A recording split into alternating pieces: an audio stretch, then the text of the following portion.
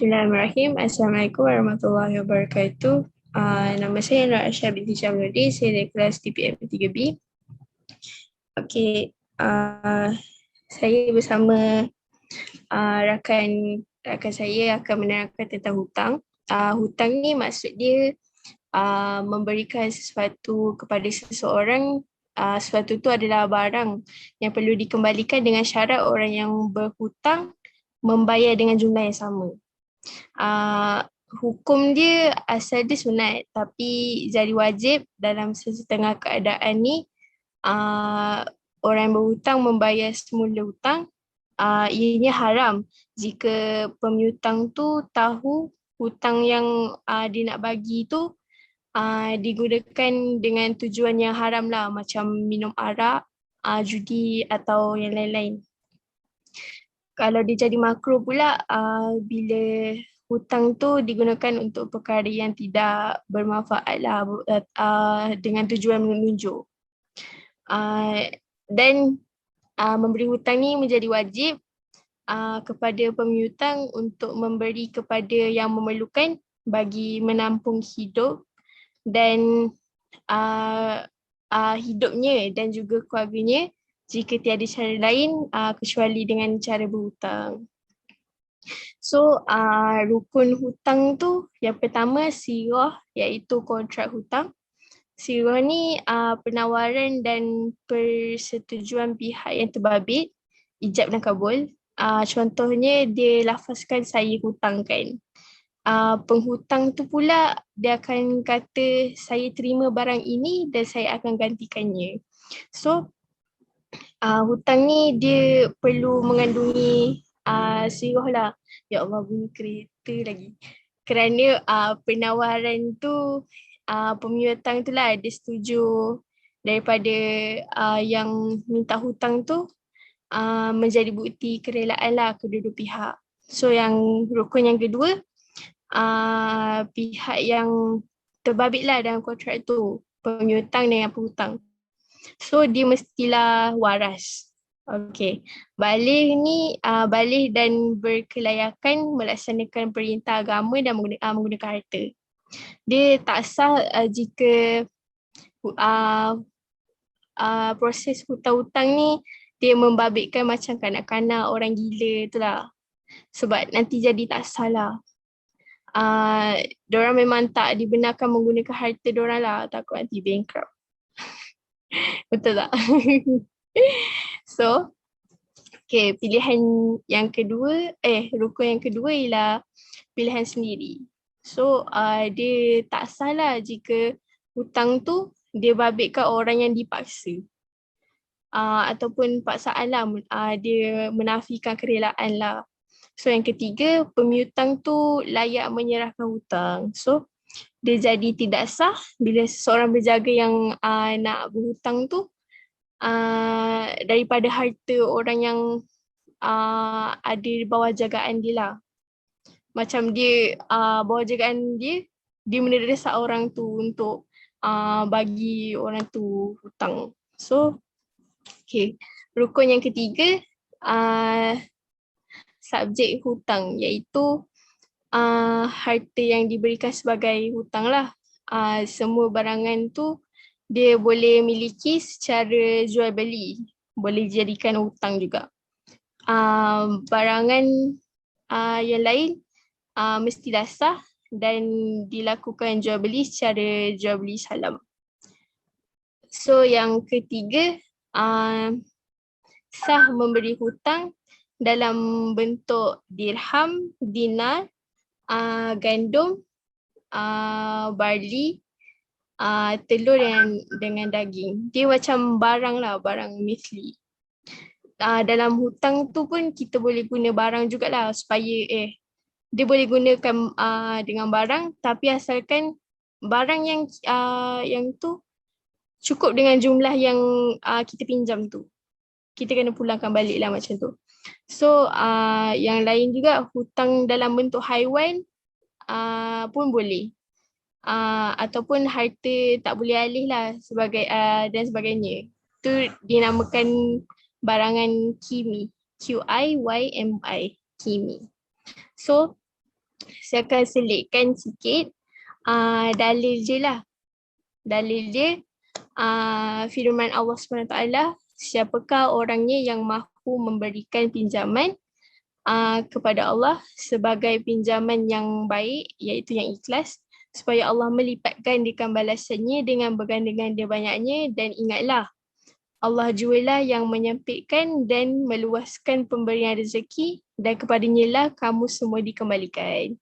So, sampai sini je saya terangkan. Saya akan bagi kepada next presenter lah pada seterusnya.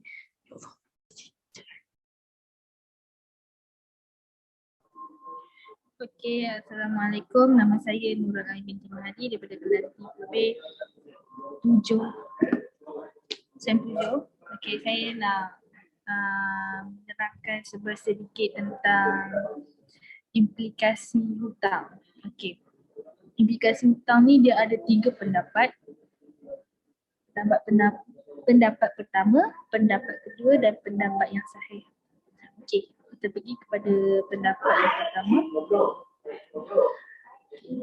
Dia kata apabila hutang dibenarkan, hak milik barang tersebut akan berpindah daripada pemiutang kepada berhutang. Okey, maksudnya kat sini barang tu akan bertukar ataupun berpindah milik daripada pemiutang ke penghutang. Okay. Nombor 2, penghutang perlulah memulangkan semula barangan yang seumpama dengannya apabila diminta oleh penghutang. Okay, maksudnya kat sini, bila penghutang tu meminta balik penghutang memulangkan barang tersebut, maka ia harus disegerakan dan diselesaikan. Okey. Yang ketiga, penghutang memperolehi hak milik barangan yang dihutang ketika penerima. Okey, maksudnya kat sini, penghutang pun ada hak untuk memiliki barangan yang yang barangan sewaktu dia berhutang. Okey. Yang keempat adalah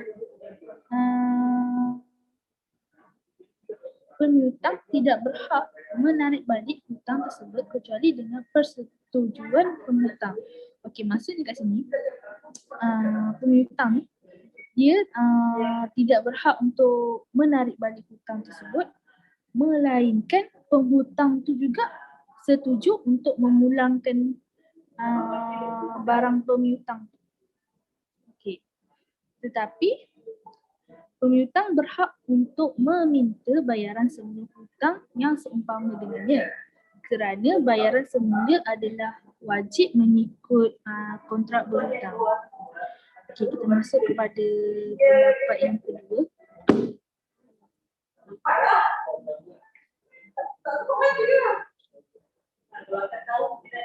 Pendapat yang kedua, yang pertama adalah penghutang tidak mempunyai hak milik ke atas hutang kecuali barangan tersebut digunakan dengan cara menunjukkan berlakunya peralihan hak milik.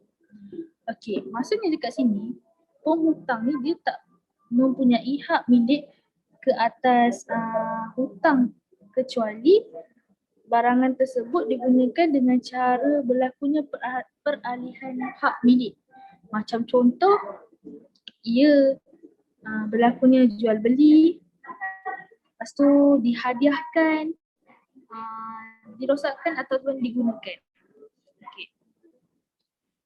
Seterusnya, pemiutang itu juga dia berhak untuk meminta semula barangan tersebut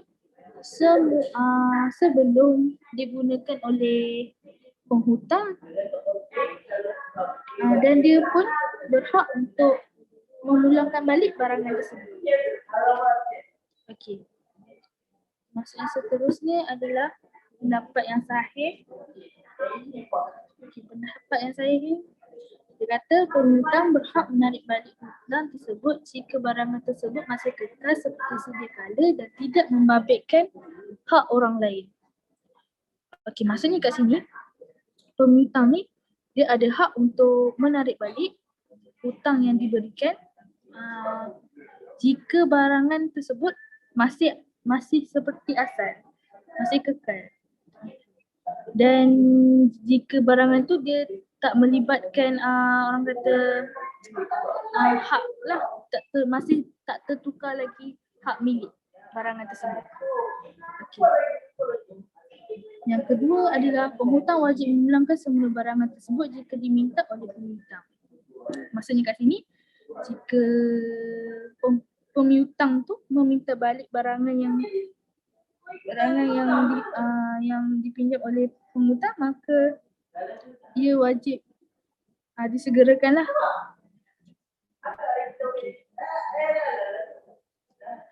Seterusnya, pemihutang juga berhak meminta semula hutang walaupun wujud penambahan yang dilakukan pada barangan sama ada penambahan tersebut bercantum ataupun berasingan. Okey, maksudnya dekat sini pemihutang juga berhak untuk meminta semula hutang walaupun barangan tersebut ataupun benda tersebut mempunyai penambahan ataupun apa orang kata, penambahan ataupun berasingan barang tu mesti diberilah.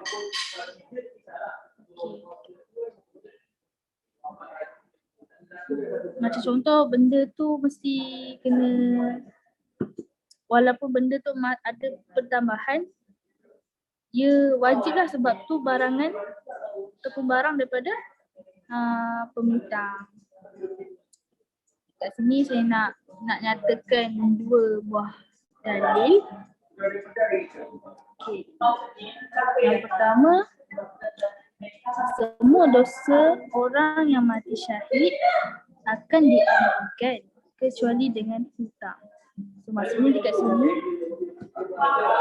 kalau kita mati syahid sekalipun, kalau kita mati dalam keadaan hutang, maka Allah tak menerima lah. Okay. Yang kedua adalah Allahumma inni a'udzubika minal matsami wal mahram. Maksudnya kat sini, ya Allah, aku berlindung kepadamu daripada berbuat dosa dan banyak hutang. Okey. Itu saja pada saya. Next presenter.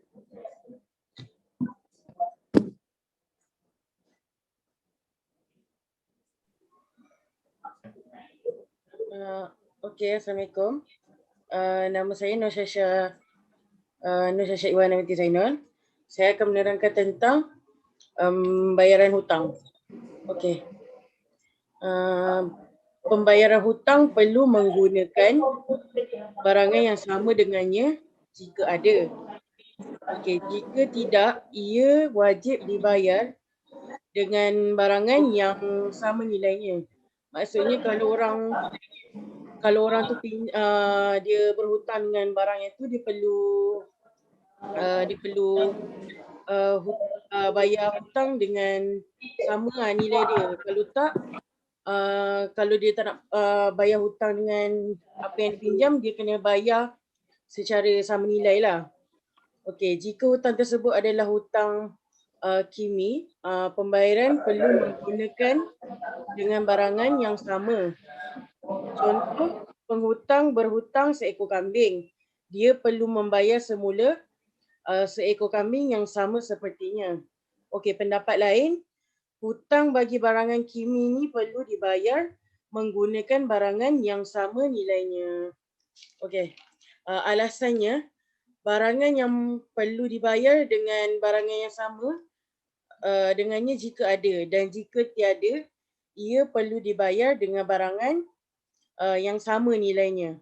Okey, pembayaran baik mesti berdasarkan nilai pada masa penerimaan pertukaran hak milik. Jika penghutang dan pemihutang tidak sependapat dalam menentukan nilai sebenar atau ciri barangan yang sama dengannya, pengakuan penghutang yang perlu disertakan dengan sumpah. Okey, bayaran bilakah hutang perlu dituntut? Okey, pemihutang berhak menuntut penghutang membayar semula hutang pada bila-bila masa selepas penghutang menerima barangan tersebut. Hukum hutang ni, penghutang diwajibkan memulangkan semula hutang pada ketika pemiutang menuntutnya semula. Kontrak ini tidak boleh membabitkan bayaran tambahan, dengan itu tidak boleh membabitkan tempoh tertentu. Kalau diorang nak buat hutang, diorang ada kontrak dia perlu bayar ikut kontrak yang diorang janjikan lah, ataupun yang diorang tulis lah. Okey, dekat sini saya selitkan dua dalil. Okey, berhutang dengan niat yang baik. Okey, dari Abu Hurairah radhiyallahu berkata bahawa Nabi SAW bersabda, barang siapa yang mengambil barang harta orang atau berhutang dengan tujuan untuk membayarnya atau mengembalikannya, maka Allah Subhanahu Wa Taala akan tunaikan untuknya. Dan barang siapa mengambilnya dan menghabiskannya, maka Allah Subhanahu Wa Taala akan membinasakannya. Riwayat Al-Bukhari. Seterusnya, Allah Subhanahu Wa Taala memerintahkan agar kita menunaikan amanah yang terpikul di atas bahu penghutang. Allah Subhanahu Wa Taala berfirman, okey, sesungguhnya Allah menyuruh kamu menyampaikan amanat kepada yang berhak menerimanya dan menyuruh kamu apabila menetapkan hukum di antara manusia supaya kamu menetapkan dengan adil. Sesungguhnya Allah memberi pengajaran yang sebaik-baiknya kepadamu. Sesungguhnya Allah adalah Maha mendengar lagi Maha melihat. Surah An-Nisa ayat 58. Okey, dari Abu Hurairah berkata, telah bersabda Rasulullah SAW, sekalipun aku memiliki emas sebesar gunung Uhud, aku tidak akan senang jika tersisa lebih dari 3 hari. Kecuali yang aku sisihkan untuk pembayaran hutang, daripada riwayat Al-Bukhari. Okey, saya teruskan dekat presenter seterusnya. Okay, Assalamualaikum warahmatullahi wabarakatuh. Nama saya Muhammad Nur Helmi bin Muhammad Rabi. Saya dari kelas DPM 3A. Hari ini saya akan menerangkan beberapa syarat-syarat hutang. Okay, syarat hutang ni dia terbagi kepada 3. Okay, yang pertama adalah syarat yang boleh membatalkan kontrak hutang. Okay, semua syarat yang tiada kena mengena dengan kontrak dan memberi keuntungan kepada pemutang. Okay, contoh macam pemutang memberi hutang dengan syarat terdapat bayaran tambahan, atau dengan syarat penghutang menjualkan kepadanya rumah penghutang. Okey, hadis Rasulullah SAW bersabda semua hutang yang membawa keuntungan adalah riba. Okey, tujuan hutang adalah untuk memberikan dengan rasa belas ihsan dan keinginan untuk membantu penghutang. Okey, yang seterusnya adalah keuntungan yang tidak disyaratkan. Okey, apakah hukum penghutang membayar hutang lebih daripada hutang asal dan penghutang memberikan hadiah sebagai tambahan tanpa sebarang syarat yang diletakkan oleh penghutang. Okey, jika manfaat tersebut diberikan sebelum hutang dibayar, sebelum hutang dibayar sepenuhnya, adalah lebih baik jika ditolak. Okay, kecuali amalan yang diorang buat tukar-tukar ni telah menjadi kebiasaan oleh kedua-dua belah pihak sebelum kontrak yang diorang lakukan. Okey. Hukum untuk menerima hadiah ni adalah makruh. Kecuali jika pemutang turut memberi hadiah juga kepada penghutang sebagai membalas manfaat yang diberikan oleh penghutang. Okey. Jika manfaat tersebut diberikan selepas hutang dibayar, tindakan ini tidak salah dan penghutang tidak dijatuhkan hukum makruh lah untuk mengambilnya kerana hutang telah diselesaikan lah. Okey. Seterusnya yang kedua adalah syarat yang tidak diterima pakai dan tidak membatalkan kontrak hutang. Okay, syarat-syarat yang tiada kena mengena dengan kontrak dan tidak membawa sebarang manfaat kepada kedua-dua belah pihak atau hanya memberikan manfaat kepada penghutang. Okay, contohnya macam meletakkan syarat supaya penghutang memulangkan barang yang tak elok sebagai ganti kepada barang yang elok ataupun barang yang tidak elok kepada barang yang elok. Okey, seterusnya adalah syarat tempoh tertentu. Okey, jika terdapat tempoh tertentu yang dijadikan sebagai syarat dalam kontrak, penghutang tidak perlu memenuhi syarat tersebut dan ia dianggap sebagai syarat yang tidak diterima pakai. Okey. Jika tempoh yang ditetapkan adalah untuk memanfaatkan penghutang, contohnya macam waktu tersebut adalah musim rompakan dan penghutang meletakkan tempoh dia tu dalam keadaan telah aman. Maksudnya macam tempoh dia tu dah tak ada rompak ke, aman lah. Okey, syarat ni dikira membatalkan kontrak kerana syarat ini memberikan manfaat tambahan kepada penghutang. Okay, jika syarat yang ditetapkan bukan untuk memanfaatkan penghutang, okay, syarat tersebut tidak membatalkan kontrak dan tempoh tersebut tidak berkuat kuasa lah. Okay, tetapi digalakkan supaya tempoh tersebut dipenuhi kerana ia adalah janji yang membawa kepada kebaikan lah. Okey, dan yang terakhir adalah syarat yang perlu dilaksanakan.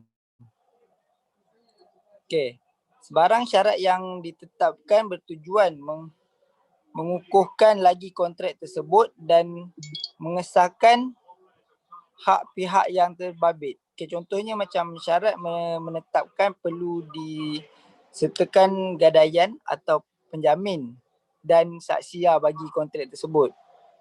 Okay, kontrak tersebut mesti disokong oleh hakim atau ada orang yang mencatatlah hutang tersebut supaya tak ada yang salah ke apa ke.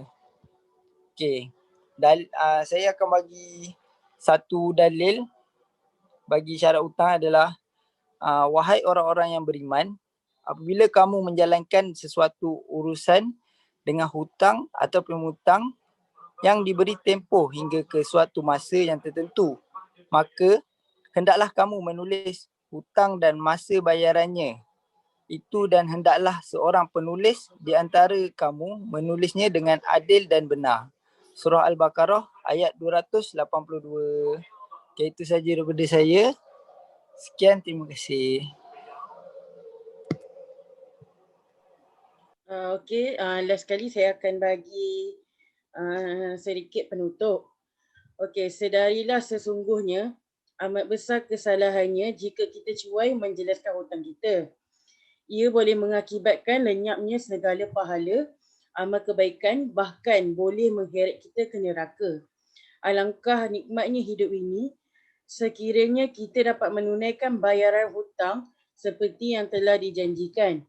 Alangkah berkatnya rezeki yang dikurniakan Allah Subhanahu Wa Taala kepada kita sekiranya kita tidak mengabaikan bayaran hutang atau pinjaman daripada pihak tertentu walaupun dibayar secara beransur-ansur. Islam tidak menghalang umatnya untuk berhutang, akan tetapi perlulah diingatkan bahawa setiap hutang itu adalah amanah dan ia wajib ditunaikan tidak kira dalam apa keadaan sekalipun.